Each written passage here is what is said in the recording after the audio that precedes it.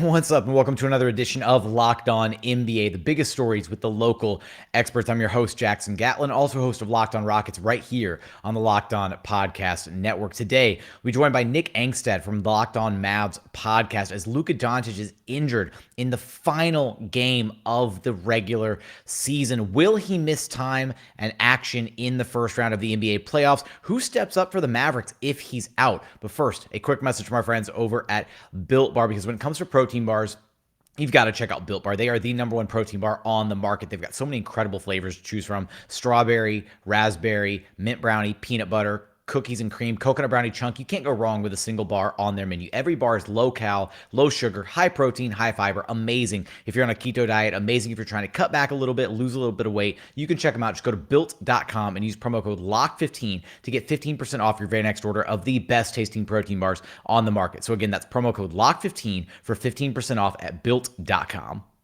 Joining us now is one half of the Locked On Mavericks podcast and host of Locked On NBA, Nick Angstadt. Nick, why am I here, Jackson? You are here because the universe apparently says that the Dallas Mavericks cannot have nice things, as Luka Doncic is injured, walks away with a calf injury in the final game of the regular season. Now, Nick, before we talk about the injury itself and the implications from the injury, look, I understand that there were some slight seeding implications here, and that the Mavericks did have a chance to jump up to the 3 seed and leapfrog the Warriors if they picked up a loss against the Pelicans. But the Pelicans were resting their entire roster. And at this point, that's my thing, is you see so many stars around the league that were resting in situations just like this. So how much of a black mark is this on the Mavericks if this costs them a playoff series? Jackson Gatlin, my friend, the multiverse was not quelled with this whole situation that happened with the Dallas Mavericks tonight, because I'm going to even take you back even further. Friday night, Luka Doncic and the Dallas Mavericks play a game. Luka Doncic gets his 16th technical foul. Tony Brothers just not having anything from Luka. The Mavericks are winning this game. There's no reason for Luka to get a technical foul. He gets a technical foul. He should have been suspended for this game. He should not have been playing in this game.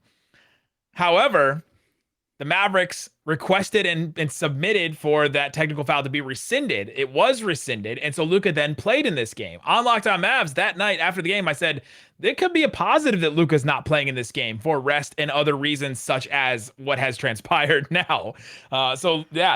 Luka should not have played in this game. So there's a different universe somewhere out there where that's happening, and Luka didn't even play in this game. But yes, the Mavericks still did have something to play for in this, right? They could have still got the 3 seed if the Mavericks had won, and if the Warriors had lost, then yes, the Mavericks could have moved up to 3. That's a much better place, because then say they win their first round series, then you don't have to play the Suns in the second round, which is just, they're just a buzzsaw right now. Everybody knows them. And so, yeah, you go back to that, and should he have played? The other question is, so he shouldn't have played at all, probably play for. And I believe that the Mavericks without Luka could have beaten that Spurs team, right? That young, inexperienced Spurs team. Pop had already said before the game that their starters weren't going to play that much. There's all kinds of different things with that. But why was he playing in the third quarter? I know it was a close game, and the Mavericks didn't really go on a run, but literally 5 minutes before Luka went down with the injury, my co-host Isaac Harris texts me and says, "That's enough of Luka." The Mavericks have gotten a 15-point lead, and he said, "That's enough for Luka. Take him out of the game." And they didn't do it quick enough, because then Luka comes up with the calf injury, and this one just seemed different than all of the Luka quote-unquote injuries that we've seen throughout his career. Yeah, I think that's the next logical step here, is we're going to check in with Dr. Nick, if you will. And you were in the building. Stethoscope. Let me get my Twitter stethoscope. The severity of it, right? We're not expecting a medical diagnosis, but the good news is, right, he looked like he kind of walked off at least under his own weight a little bit, which is maybe a good sign. And it wasn't necessarily like a world-ending injury, where we're not talking about a season-ending injury here. Other players have come back from a calf strain like this within 2 to 3 weeks is sometimes usually the timeline. Yeah, the Mavericks initially came out and said and told Woj, I'm pretty sure that Casey Smith just texted Woj, or Woj just texted Casey Smith, that the Mavericks were feeling optimistic about this. And Luka walked off on his own power. He came down, and I said earlier that it wasn't like normal Luka injuries, because there's a little bit of boy cries wolf with Luka, right? Anytime anyone that's listening has probably watched a Luka game, he gets injured in some way where you go, oh God, he's out for the rest of the game. And then he just stands up and runs to the other end, and he's totally fine, right? We've seen that so many times with Luka. But what was different about this injury is he stopped. He immediately stopped as soon as he planted back on his left foot. He tried to jump off with his left foot to go back towards the 3-point line. And as soon as he planted that left foot and tried to lunge forward and take a step forward, he stopped immediately. And he put his feet together, and then he grabbed his left calf and started rubbing his left calf. And he didn't even try to go back on defense, didn't even try to look to see what was happening down there, which is why it seemed like a different injury than normal.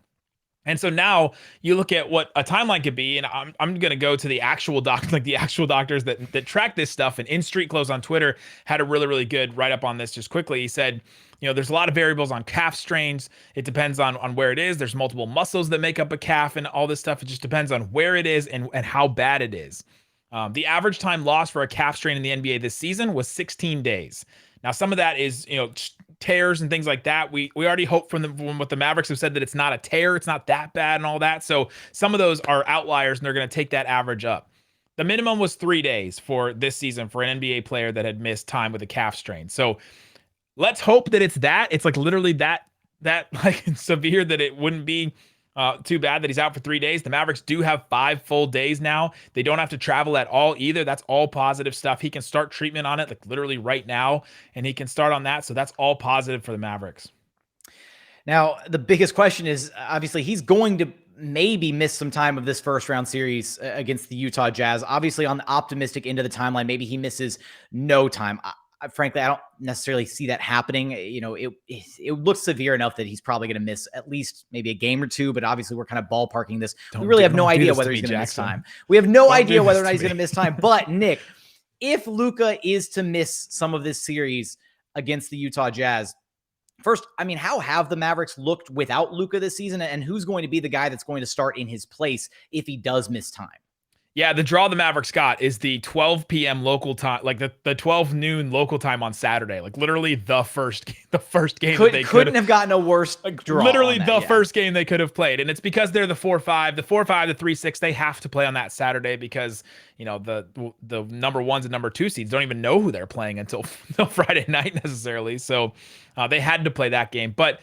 The Dallas Mavericks without Luka Doncic this year have been so much better than they've been in the past. This has been a strength of this team. The beginning of the season, when a lot of people that have MVP votes are touting that Luka started the season badly and didn't start the season well, the reason why the Mavericks won games in that stretch was because Jalen Brunson had been so good. The Jalen Brunson off the bench had carried the Mavericks. The Mavericks actually had a positive net rating when Luka was off the floor for a while to start the season. It didn't happen until after Luka came back from COVID and injury that the Mavericks actually started flipping that script to where the minutes that Luka was playing were very positive like they have been in the past. But to begin this season, the Mavericks were winning games because of their bench. They were winning games because of Jalen Brunson coming in and running the show and taking that next step forward and being the guy that can get his own shot when Luka's not there and being able to play next to Luka and not next to Luka all at the same time. And so that has been a big positive for this Mavericks team.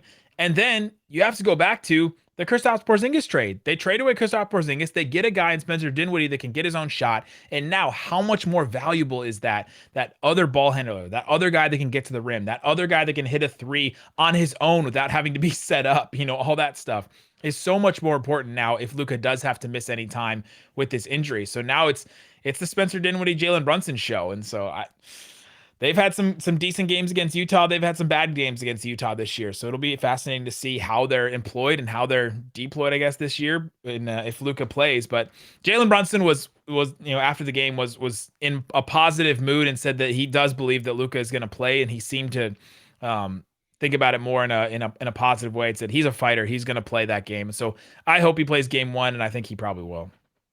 Will Luka Doncic miss any time against the Utah Jazz in the Dallas Mavericks first round series against them? Will Jalen Brunson and Spencer Dinwiddie have to step up in his absence? You're going to have us covered for all of that and more over at Locked on Mavs. Nick, appreciate you stopping by Locked on NBA with me.